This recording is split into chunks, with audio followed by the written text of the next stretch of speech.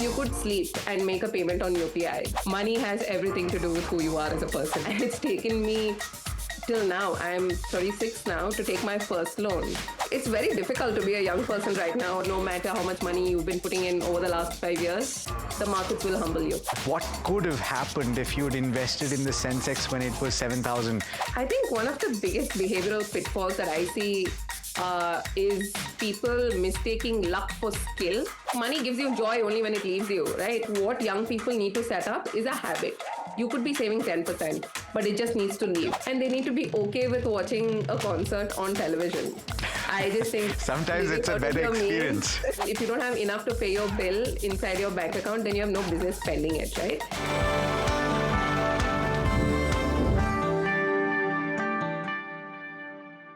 Over the years, I've asked many people why they're saving money, why they're investing. And I found that this question stumps a lot of people. And that's not surprising if you think about it. The response that I've often got is wealth creation. But that's an outcome of the investing process. It's not a goal. Financial advisors often stress about the importance of saving towards a goal, whether it's retirement or your child's education or even buying a house. But most people don't know what they need at the end of the year, let alone what they'll need in 20 or 30 years. And so is it so wrong to save without a specific goal in mind? Can you really use formulae and thumb rules to decide how much you'll need? And how do your own experiences growing up and your current circumstances affect your money behavior, both good and bad? That's what I'm discussing about on MoneyWise this week. Hopefully, over the course of this conversation, you'll hear how to set your behavior and you'll understand whether you're being influenced by something without really knowing about it. My guest today has written a book about some of these concepts. Lavanya Mohan, who's written the book called Money Doesn't Grow on Trees, which I find is a very intriguing subject. Lavanya, thanks so much for taking the time for speaking to me. Thank you so much, Alex, for having me. And like you said before the show, I am the first guest in over a year who's had the privilege of being remote. So I am very grateful. So let's kick things off. I think it's a very interesting concept. And I must confess, I read about this in Psychology of Money, where Morgan Housel writes about the fact that what you experience growing up often affects your money behavior over the course of your lifetime. Do you think that that's true? And how do you understand it from an Indian context? I think it's absolutely true what Housel says in Psychology of Money in terms of how your experiences growing up shapes your relationship with money, right? I think who you are as a person has nothing to do with money, but money has everything to do with who you are as a person. So if I could put it that way, I'll give you an example as well to kind of help you understand it, right? Especially in an Indian context. My grandfather was an entrepreneur way back in the day. He so happened to stumble across some bad times during the emergency, and he was deeply indebted. As a result, my father spent the first, I want to say, half a decade or almost a decade of his career settling his debt. And as a result of that, he is so allergic to debt and to loans. And he kept saying, I am never borrowing. I am never borrowing. Never borrow. Never get into a loan because it gets you into trouble. And we were taught that growing up. And as a result, I've never taken an education loan. I've never taken a personal loan.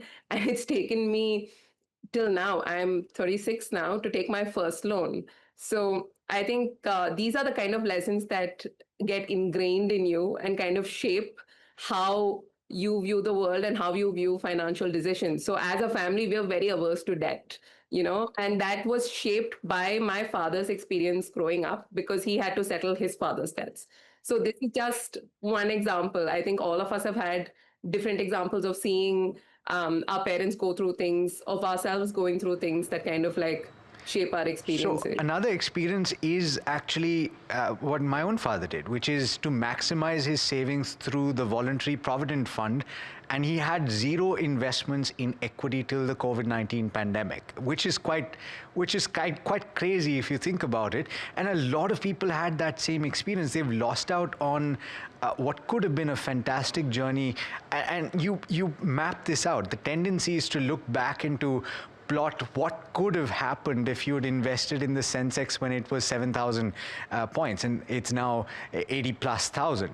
So, but it's not necessarily correct to do that. Would you agree? I think a lot of it is a product of our circumstances, right? In the sense that in the 90s, probably when your father started saving, he was likely saving very aggressively and to the best of his abilities, right?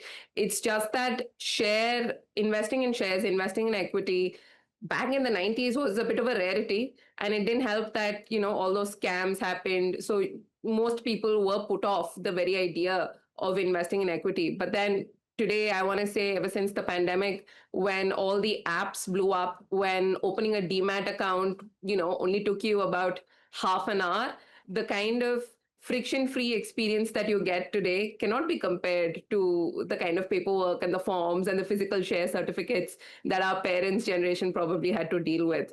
So it's likely that they thought of it as something very risky, very cumbersome, and not at all the right investment for them, right? And therefore, they chose to put their money in something safe. I know a lot of people, including my own parents, who put money into LIC endowment plans, right? Which are literally the worst thing. They're horrible for you. When it comes to getting returns. Yeah. Where you were promised lakhs and then at the end of 20 years, you get like some paltry return, right? But it was just a product of their times. So many uncles used to go around selling policies and you would be told, put money in PF, it's safe, it's government backed. So I just think it's a product of their times. So, but thankfully we are better informed. So hopefully we make. But the thing about it, and what struck me now, and let's zoom into what's happening right now and where we stand in 2025. So many people have experienced the boom that came in to the equity markets after the pandemic, and it's been, of course, it's not been a one-way journey. There has been a drop in the equity markets between October and February of last year and this year. But it's not really a massive drawdown. It wasn't what people saw in COVID-19 or anything before that.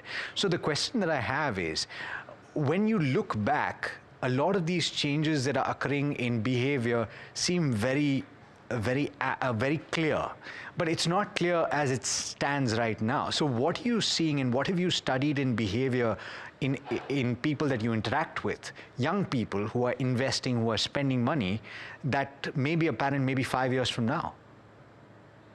I think one of the biggest behavioral pitfalls that I see is people mistaking luck for skill.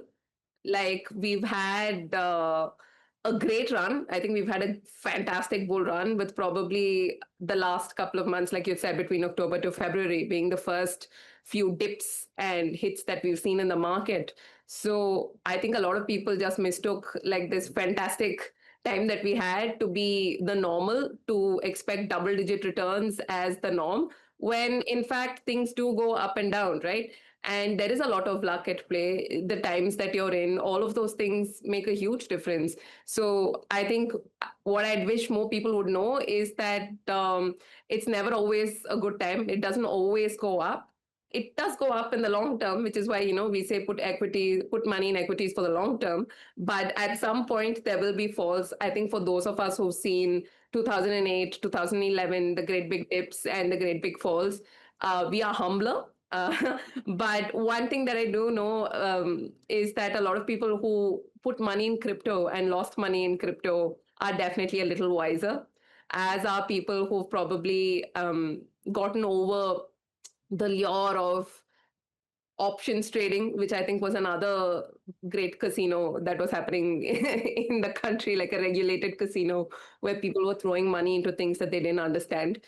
I do think ignoring risk and forgetting that things do fall is fairly dangerous. And hopefully the last 4 months were reminders, that no matter how frequently you invest, or no matter how much money you've been putting in over the last 5 years, the markets will humble you. Yeah, I will circle back to investing behavior, but before we get to that, I want to talk about certain other money behavior that you've written about, that you speak about very often, and maybe sometimes it needs somebody to tell you that you may not be doing the right thing for you to realize that you are. And I think you write about the Instagram effect. Um, what is that about, and what are the behavioral trends that you're seeing in young people today, or people in general, that you see as problematic? So I think it's very difficult to be a young person right now. I remember telling someone that, my God, if I was in my 20s, I would be in deep financial trouble, because the kind of circumstances that they're in are fairly dangerous, because you've got this cocktail of constant desire, right? That's being thrown at you, where people are telling you, buy this, buy that, buy this, buy that constantly. And there is this normalization of expenses that might not make financial sense to you. Like, people are now traveling abroad, what, once, twice a year. This was a luxury, for most of us. I'm going to say even upper middle class kids growing up. Like, you did not go abroad every year. Perhaps you took a holiday, but you did not go abroad every year. But now you see travel, especially international travel, becoming so normal and becoming the sort of thing that people feel compelled to do, even if it doesn't make financial sense to them. So there's constant desire being thrown at you, whether it's by way of experiences, whether it's by way of discretionary goods, fashion. Especially, I feel like young people have normalized the idea of buying fashion in bulk. They call it hauls. And because of the kind of pressure, and because of the fact that they live in social media, and these social media metrics are so important to them, they end up spending on things that they really shouldn't be. I know people who've spent thousands, practically their entire paycheck, on concert tickets, simply because it looked cool for Instagram. So I feel like they're dealing with a very unique set of pressures because of social media. And you combine that with something else that's very dangerous, which is how friction free payments are in India today. Like, you could sleep and make a payment on UPI. I think that's very dangerous. So, but The what other day, about what about the argument, Lavanya, of YOLO? And people are so many people are seeking experiences. The counterpoint to that is, yes, to a certain extent, being profligate and spending too much is bad, but you also don't want to be cloistered. You don't want to be too reserved with your money, because who knows what's going to happen. So you want those experiences as well. absolutely. And I'm not saying, like, money gives you joy only when it leaves you, right? You have to spend it in order to savor it. But my issue comes when you go and spend on things that you can't afford. I feel like if you have your savings in place, you've got your health insurance, you've done the basics, you have your emergency fund, please go ahead and buy the concert tickets, right? Like, I am no one to stop you. You should go live your life, be young, and do everything that you always wanted to do, but not at the cost of financial sanity. That's like my only kind of caveat. I feel like you save your money, you automate your investments. I always recommend setting it up at the beginning of the month, so that as soon as your salary comes in, the investments go out, and whatever you have left, you can spend guilt free, live your life guilt free, right? Because you've gotten the basics So, covered. so then another question for you, right? And let's talk about practicalities. We're based in Mumbai. You're based in Chennai? Yes. Yeah, okay. So these are not, especially Mumbai or New Delhi or Bengaluru, even Chennai to that for that matter. It's not the cheapest place for young people to stay. Rents are going up, expenses are going up. As you've said, the things that you need to spend on have actually gone up. So when I speak to people who are 25 to 30 right now, and I say you need to ideally be setting aside 25 to 30% of your income to save, they say, what are you talking about, man? That's not possible. So how do you set that aside? And the only way to do that would be to curtail certain expenses. Is it as simple as that?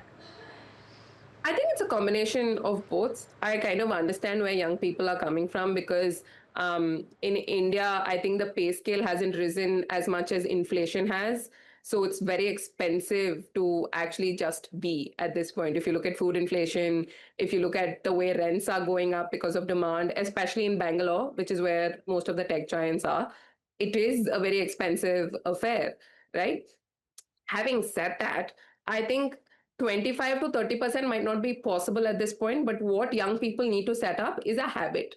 You could be saving 10%, but it just needs to leave. And you need to start learning to live with that much less. right? And as you progress in your career, whether you change your job and get a pay bump, or whether you've had a great appraisal and get a pay bump, you can adjust that meter, right? But what you need to get used to is money leaving your bank account as savings every month. And after that, I think people can adjust, figure out how much needs to go, whether it's 20%, 25%, 30%, etc.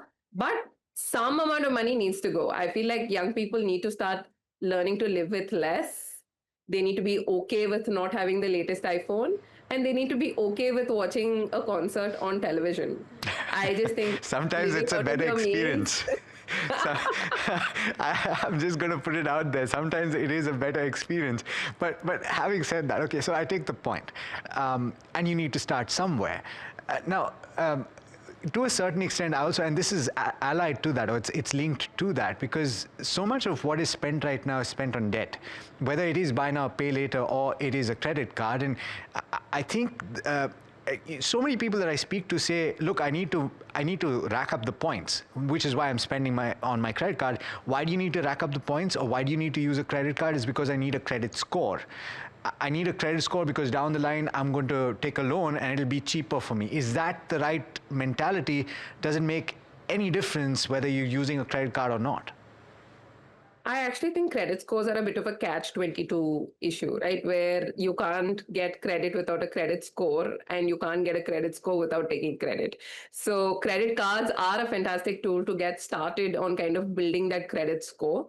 But it's like a double-edged sword, right? You have to be careful with it. And I do think cashback and points and getting rewards are a fantastic way to kind of get the maximum out of your credit card. I'm a big advocate of using credit card for points and rewards. Having said that, they are of far greater danger than utility when you spend money that you don't have. I always say, if you can't, pay your bill, if you don't have enough to pay your bill inside your bank account, then you have no business spending it, right?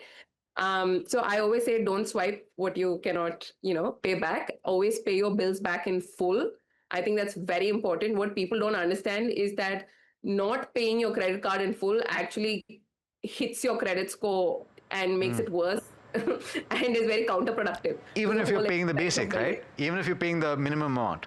Yeah, you need to pay your bills in full. So there is a measure on your credit score based on how much you're borrowing and how much you're returning, and how regular you are with payments, and whether you pay it back in full. So if you think you're okay with just paying the bare minimum or just making the minimum payments, you're really not.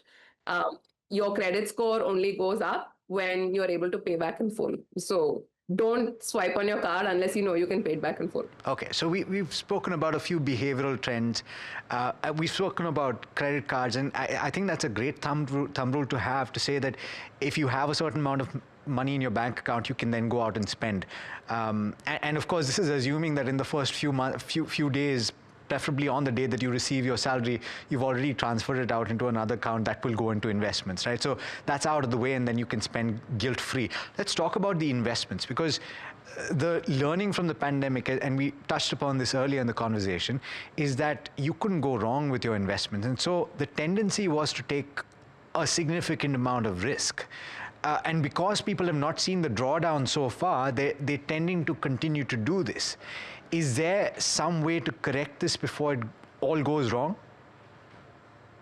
I think if you're the sort who's seen a bit of a loss and you're trying to do this whole revenge thing of, putting in more money so that you can make more, this happens in casinos all the time, where you feel like you're losing money and therefore you go in with bigger bets in the hope that you can recoup your losses, right? And that's very dangerous. I think what people should do is take a step back, maybe even hit pause on whatever it is that they're doing, and take stock. If they feel like, okay, I'm putting in too much money into technical trading, or putting money into derivatives or whatever, then I think it's worth taking a second look at.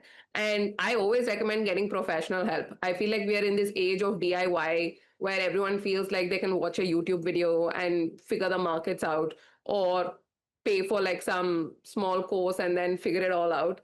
I don't think that's necessarily true. People study very difficult courses like the CA and the CFA and get SEBI registered after a great deal of pain for a reason. Investing is very complex. I always recommend getting professional help. Get a professional to look into your portfolio and help you sort it out, especially if you're dealing with large amounts of money. Um, you don't have to DIY everything. Yeah, Is and that's fair. So, to the point where we started, right? And I didn't really ask you about that, but you invest for a purpose, and Morgan Housel argues that it's not necessary. You don't necessarily need to know what you're saving for because you can't possibly know what you're going to be spending on 3 months from now, let alone 10 years from now. Is it okay to save without a goal in mind? I think it's all right, especially if you're young, because you're right. Life is very unpredictable. And I think Morgan Housel says that from a lot of wisdom, right? Because he's seen how life changes and what life can bring you. So I do think that it's okay to save without a goal as long as you keep saving. So I think that's okay. But I feel like as you get older, right, and closer to that 40s and like 50s, where you have children, children are growing up, then it does make sense to have certain goals saying, okay, like for my daughter's education, I do think that I might need so much money. A great example of how life changes is how Indian parents who thought they'd be sending their kids abroad to Harvard are now trying to figure out alternate routes, right? Like things happen, and life isn't always predictable and life can't always be planned for. So while I do think Housel is right and that saving is important over saving for a goal, um, I think everyone's mileage varies, everyone's life is different, and you do what suits you best. So there's no one size fits all. Now, I know that you have interesting perspective on how couples should speak to each other, right? So I'm talking about individuals in a relationship. When it comes to money and money decisions, of course, in our parents' generation, and I don't know about yours, but mine certainly, it was a very traditional mindset, and decisions were taken by one individual, and that's not necessarily changed completely, but it's beginning to change in a lot of spaces. What is appropriate and what is not, and why is it appropriate? And the reason I ask this is because it's hard to sometimes move against the grain. It's also hard to articulate what you're trying to it's very hard to articulate to your partner, right? In terms of what you're thinking about money, because of how personal money is. We look at money as a reflection of ourselves. So we're always in like this fear that, your partner might be judging you, etc. And I do agree that so far, especially in Indian contexts, money decisions have more or less been taken by the male in the family, the patriarch. Although gender has nothing to do with investing decisions, it's usually the patriarch. And, we've more or less seen only our mothers handle like the grocery budget or whatever. Whereas, the men took care, the dads took care of the larger investing insurance decisions. And it has more or less continued. Although now I feel like more and more women are picking up investing and they are looking into understanding what's going on in their bank accounts. So that's quite heartening. And in terms of how partners can approach it in a respectful way, I don't think there's any appropriate, inappropriate between partners. I do think that conversation at the start is going to be hard in terms of talking about money. But I think what both partners need to kind of arrive at is that it's very important to talk about what's going on in each other's bank account. I always look at it as a yours, mine, ours split, where yours is like the money you earn and theirs is the money that they earn, and then ours are for joint expenses. And you can have that system. And one of the things that I often talk about is that equality isn't necessarily equitable, which is that if I am earning 1 lakh and my partner is earning 5 lakhs, we can't be contributing in an equal ratio. It's not fair, right? So kind of contributing in proportion makes sense. Another way to look at it Explain is, this. So explain this. So if you're both spending on things jointly, and you both decided to say, you're going to spend 25 or save 25% of your income, and this is towards common goals that you might have 10, 15 years down the line. What you're saying is that the person who's earning, and I think 5 is a little too much. If we say 2 lakhs versus 1 lakh, right? The person who's earning 2 lakhs, 25 is fine, but the person earning 1 lakh 25 may not be fine. No, I am saying you contribute for whatever it is that you're saving for in the proportion of 1:2. Okay. So if you have to save 30,000 every month, 20,000 will come from the partner earning 2 lakh and 10,000 will come from the partner earning 1 lakh. Sometimes some partners are happy also putting in the entire 30 and saying, okay, like we'll use your salary for rent, we'll use my salary for expenses. There's really no one rule, which is why I don't also like recommending formulae or anything, because couples are different. They look at things differently. Okay. Some people want hygiene. Okay. Some are okay with Let me ask you this then. I'm not asking you to give me one solution, but can you talk about a few options that couples might try to work towards to see what works? One is what you suggested, to say that the expenses are taken care of by one individual and the other person looks at the investments per month. Yeah. And the other way is to contribute in proportion, right, towards everything. If you want to invest 50,000 rupees every month as a household that earns 3 lakhs, then 20,000 will come from the person earning 2 lakhs and 10,000 will come in from the person earning 1 lakh, right? Then even your expenses are kind of dealt with in the same way, where it comes, people are contributing in the 1:2 ratio. Now, where it gets complicated really is when you have a child, right? And let's say it comes to the point where the mother has to kind of like take a break from her career, then you kind of become a single income household. So the other partner has to step up. So there are these kind of complications that will happen in a relationship. But if you are a double income, no kid, then these are a few ways that you can handle it. Yeah. Okay. So I think we've given people a few things to think about, and what I would ask them to do is to write to us and let us know how they go about spending and saving. Lavanya, it's been an absolute pleasure speaking with you, and hopefully we've given people a few ideas about how they should manage their money better. Absolutely. I hope so. And thank you so much again for having me on the show all the way from Chennai. I'm very grateful. I am as well. Thanks so much once again. Well, that brings us to the end of this edition of MoneyWise. It was an interesting conversation. Let us know what you think. And do stay tuned. Lots more coming up on NDTV Profit.